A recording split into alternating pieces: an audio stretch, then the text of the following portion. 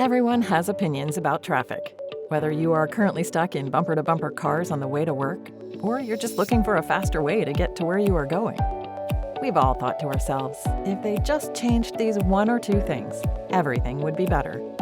But the fact is that unintended consequences are everywhere, and the solution that seems simple rarely is. That is why, when designing traffic solutions, it is essential that we make data-driven decisions that go beyond the surface and consider the broader picture of what is best for our community.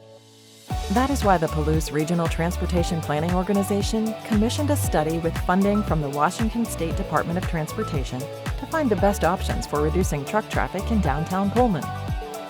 Our team examined hundreds of points of data, explored dozens of potential traffic routes, and connected with nearly 150 local stakeholders and community members across a wide cross-section of industries. All with the goal of identifying practical solutions that could be funded and built by Whitman County or the City of Pullman in the next 1 to 10 years and beyond. We measured current traffic patterns and modeled where truck traffic is coming from and where it is going. And we considered the costs of dozens of scenarios, from simple sign changes on existing roads all the way up to new highway construction. Here is what we discovered. Of the truck traffic that passes through downtown, around 75% comes from the east and the west. Around half of the truck traffic in downtown Pullman is related to business inside the downtown district, which means that any changes we make to local truck routes will really only apply to the other 50% of freight traffic.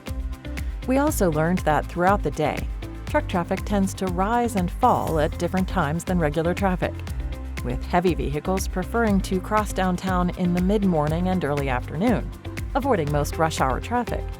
The goal of the study is to point towards practical options that are straightforward to implement and within the reach of state and local resources.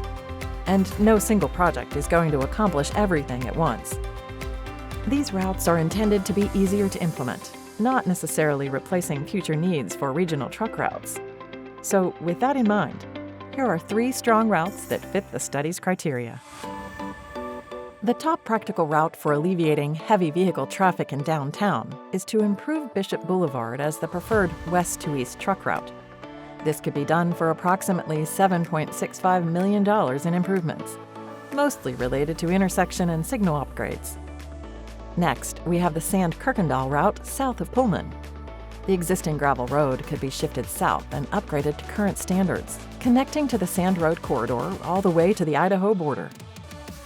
Finally, we have the Albion-Hamilton Hill route northwest of Pullman. By upgrading key streets, bridges, and highway intersections, this existing truck corridor could better support heavy vehicles with easier and safer access to Highway 195 and the Port of Almota. These and other recommendations are part of a report being submitted to the Palouse RTPO and the Washington State Department of Transportation. It will be up to state and local governments to decide whether or not to accept these recommendations and to find funding for construction.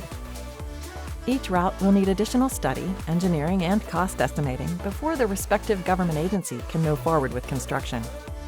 This isn't the last you'll hear about these projects, and there will be future opportunities to be involved in the process.